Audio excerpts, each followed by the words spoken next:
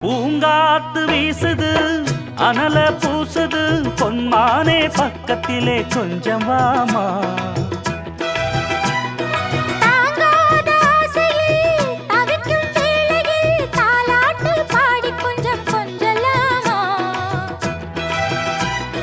சேலை கட்டும் நந்தவனம் நீயா, செம்பருத்தி பூவுக்கு நீ தாயா.